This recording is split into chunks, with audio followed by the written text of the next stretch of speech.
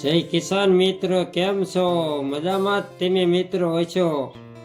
પણ આ વિડીયો એક તમારા માટે લઈને આવી ગયો છો કે કારણ કે આ તમે જોઈ શકો છો, આ એક આપણે ઘઉંનું વાવેતર કર્યું હતું અને જે આ વચ્ચેની પાળે પડી રહે અહીંયા પણ આપણે એક વાવેતર કર્યું છે ટૂંકમાં અત્યારે. અને અહીંયા વાવેતરમાં આપણે અત્યારે ઔષધિ નાખેલી છે, અંતરપાક કહેવાય.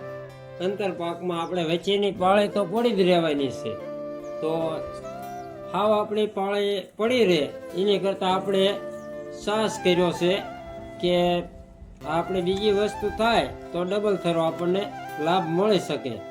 અને આ તમને એક ઔષધિ બતાવું, આનું નામ તમને ખબર હોય તો તમે કમેન્ટમાં લખી અને મને બતાવજો, જેથી કરી મને ખબર પડે કે તમને પણ ખબર છે કે આ ઔષધિનું નામ શું છે. અને નકર તમને હું છેલ્લે આ ઔષધિનું નામ બતાવવાનો છું.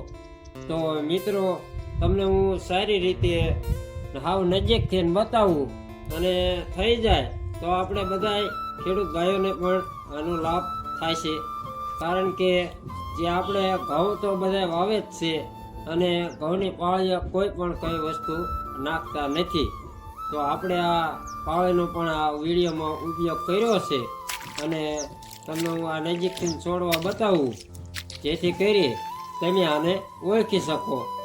અને તમને જો એની ઓળખાણ પડે કે આ કઈ ઔષધિ કહેવાય અને તો મને તમે કમેન્ટમાં લખી અને બતાવો કે આ ઔષધિનું નામ આ છે, તો મને પણ ખબર પડે.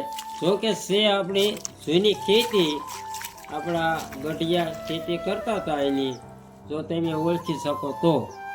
અને નકર આનું નામ હું તમને આપું છું કે આ ઔષધિમાં અત્યારે આવે છે કે આનું નામ આપણે કહેવામાં આવે છે કે કુસુમ. અને આ તમે સાંભળી રહ્યા છો અને તમે જોઈ રહ્યા છો એ આપણે એક આ કુસુમના છોડવા છે અને ગ્રોથ પણ બહુ સારો છે. અને જો આપણે પાળીએ પડી રહેશે, કદાચ આપણે વાવેતર કર્યું છે, કુસુમ થઈ જાય તો આપણે ડબલ થરી નીપજ આવી શકે. તો રામ રામ ને સીતારામ મિત્રો. વિડીયો સારો લાગે તો લાઈક, શેર ને સબસ્ક્રાઈબ કરી દેજો.